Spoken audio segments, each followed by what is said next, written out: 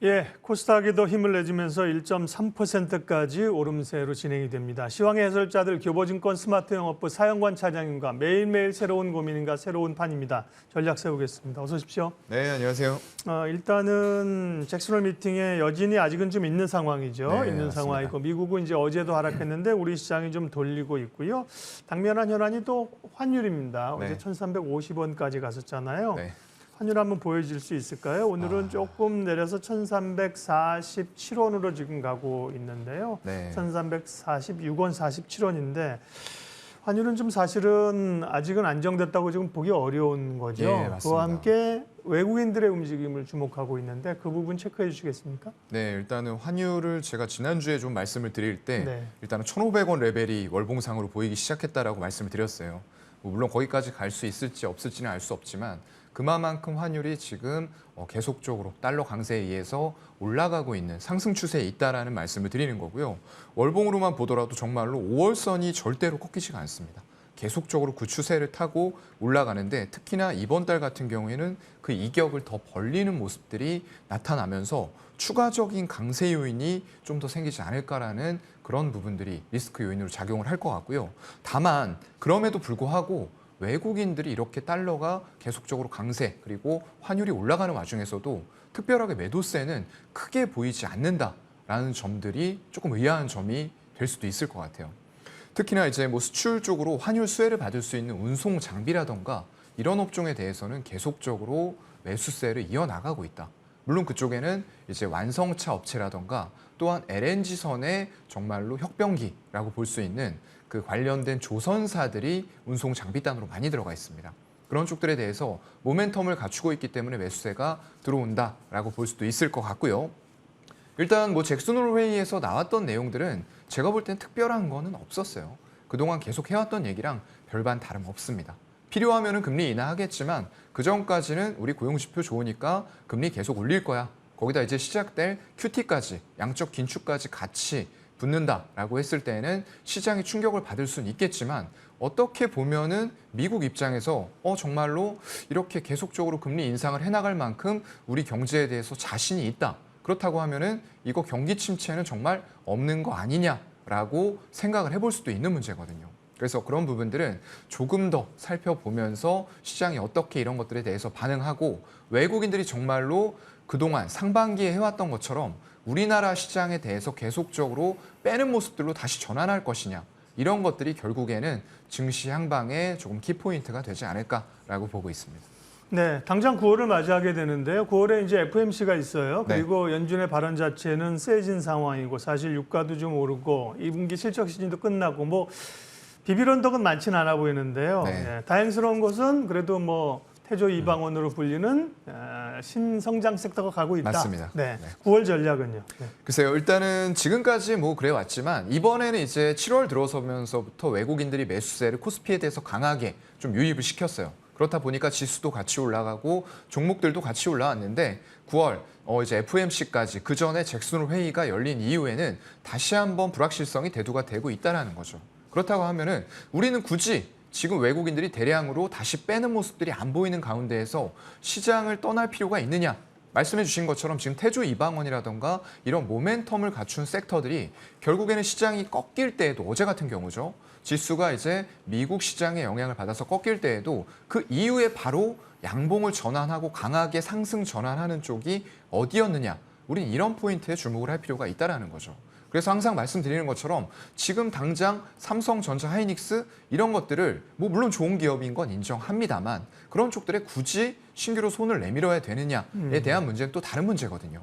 그래서 움직일 수 있는 섹터에 계속적으로 접근하면서 우리는 시장 따라가는 그리고 시장을 넘어서는 수익률을 올릴 수 있는 그런 방안들을 강구를 해야 될 것 같고요.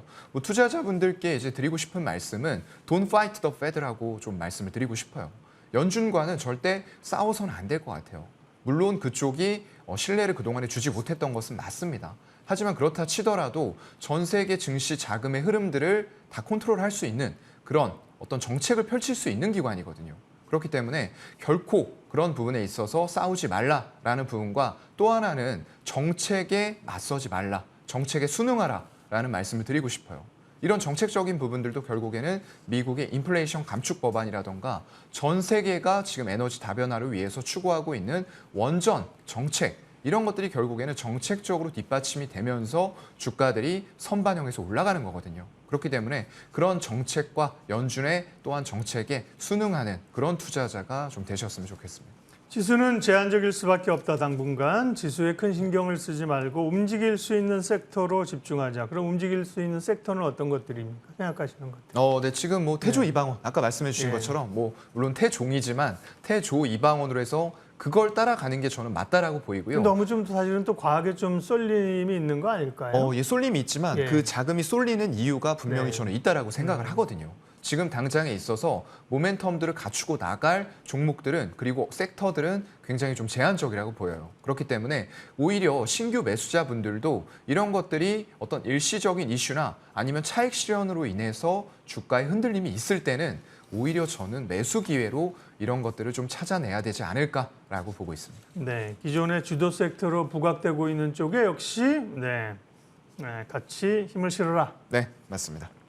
오늘 사연관 차장님과 나눠볼 핵심 섹터, 관심 섹터 종목 이야기 가겠습니다. 역시 지금 말씀하신 섹터 가운데 태양광입니다. 그런데 태양광은 신재생으로서 주목받고 있다는 건 알고 있는데 태양광 패권 전쟁이라는 단어가 붙었습니다. 네, 맞아요. 보통 유럽에서의 에너지 부족 이런 것 때문에 태양광을 주목하는데 또 네. 다른 포커스가 미국과 중국의 패권 전쟁 가운데 태양광이 우리에게 기회가 있을 수 있다 이런 네, 거죠? 맞습니다. 네. 일단은 뭐 패권 전쟁이 어느 분야를 막론하고 지금 일어나고 있는 그런 네. 상황이거든요. 이런 것들이 태양광 쪽에서도 마치 미국이 한 발 앞서 나가려고 하니까 중국이 아니야 우리가 1위야 너네가 어딜 넘봐 이런 식으로 하면서 또 정책들을 내놓는 모습들이 나오고 있어요. 그만큼 미국과 중국의 패권을 놓고 이런 전쟁이 전 분야에 걸쳐서 계속적으로 일어나는 가운데에서 우리나라는 그런 쪽에서 이제 기회 요인을 찾을 수도 있다라는 생각이 들어서 제가 좀 태양광 쪽에서도 패권 전쟁이 활발하게 일어나고 있다라는 부분으로 좀 제목을 붙여봤고요. 일단 뭐 점점 더 뜨거워지는 것 같습니다. 말 그대로 이제 정말 내리쬐는 햇볕 그런 것들이 태양광 쪽으로 계속 연결이 되면서 이런 것들에서 수혜를 받을 수 있는 우리나라 기업들이 점점 더 많이 보이기 시작한다. 라는 게 투자의 포커스가 될 것 같고요. 일단 뭐 가장 크게는 미국의 인플레이션 감축 법안의 수혜가 가장 클 것 같습니다. 대표적으로 지금 뭐 한화솔루션 같은 업체가 기존에 1.7기가와트 정도 미국에서 국내 최대 단일 사업자 규모를 가지고 있는데 이런 것들에서 더 이상 증설을 하지 않을 수 없게끔 정책들이 만들어지고 있다는 거예요. 아까 정책에 맞서지 말고 순응하자라고 말씀을 드렸는데 이런 정책적인 부분에 뒷받침이 되다 보니까 결국에는 증설하면서 확고한 위치를 잡아 나가고 거기에 있어서 가장 크게 미국 내에서 생산되는 태양광 이런 쪽의 자국주의의 수혜를 크게 받을 수 있는 이런 환경들이 만들어지고 있는 거거든요. 일단 기후변화에 대한 대응 부분이 이건 전 세계적인 트렌드라고 보시면 되겠죠. 온실가스를 40% 감축하겠다라는 부분들 위해서 10년간 480조 규모의 투자가 이루어지는 겁니다. 대부분 환경적인 측면으로 많이 투자가 되면서 이런 태양광뿐만 아니라 풍력 그리고 원전까지도 같이 거기다가 수소를 생산하기만 해도 세액공제를 해주겠다라는 부분들까지 겹치면서 전부 다 이런 신재생 에너지원이라던가 기존의 어떤 부각이 될 수 있었던 에너지원들이 전부 다 올라오고 있는 그런 상황인 거죠. 그래서 우리는 이런 정책적인 변화에 대해서 좀 민감하게 반응할 필요가 있다라고 보이는 거고요.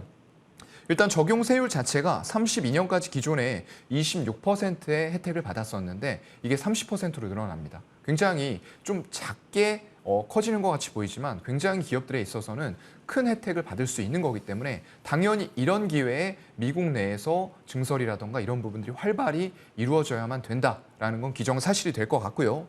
미국이 지금 보게 되면 신규 태양광 설치 용량이 2020년에는 연 10기가와트 규모였어요. 그런데 이게 24년이 될 때는 50기가와트로 급증할 것으로 보입니다. 무려 몇 년, 한 4년 만에 5배가 커지는 거거든요.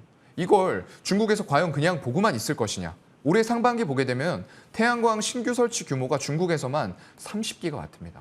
아직까지는 미국이 따라올 수 없는 규모로 발전해 나가고 있다는 거예요.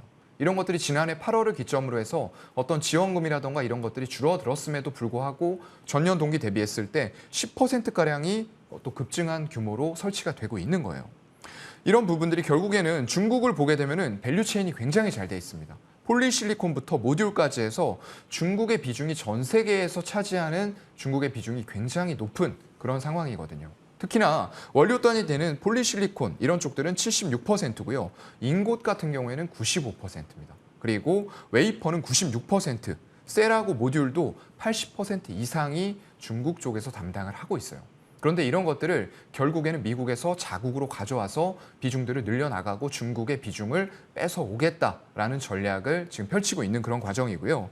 일단 지난해 기준으로 봤을 때 중국의 태양광 설치 비중이 전 세계로 봤을 때 40% 정도예요. 거의 다 중국에서 하고 있었던 거죠. 그리고 아까 말씀해 주셨던 것처럼 몇몇 나라들이 이제 일정 부분을 담당을 하고 있었는데 이런 것들에서 미국의 비중이 확 올라올 때가 되었다라는 게 일단은 투자의 포커스가 될 것 같고요. 중국에서는 2020년도에 발표한 14차 5개년 계획 기간 동안 보게 되면 중국의 태양광 신규 설치 규모가 적어도 350에서 많게는 450. 그렇다고 하면은 연간으로 따졌을 때 70에서 많게는 90기가와트가 설치가 되는 그런 계획이거든요. 굉장히 규모는 커지는 가운데 이런 가운데에서 미국도 지금 발을 담갔고요. 그리고 나머지 다른 업체들도 러시아와 우크라이나 전쟁을 빌미로 해서 에너지 안보 위기를 톡톡히 경험을 했단 말이죠. 그렇다고 하면은 지금 당장에 있어서 할 수 있는 것들이 원자력, 풍력 이런 것들이 될 거거든요. 하지만 그런 쪽들은 이제 생산을 하기까지 원자력은 최소 10년 이상 걸린다라고 보이고요. 풍력도 단기적으로 봤을 때 설치가 태양광만큼 쉽게 빠르게 이루어지기는 힘듭니다.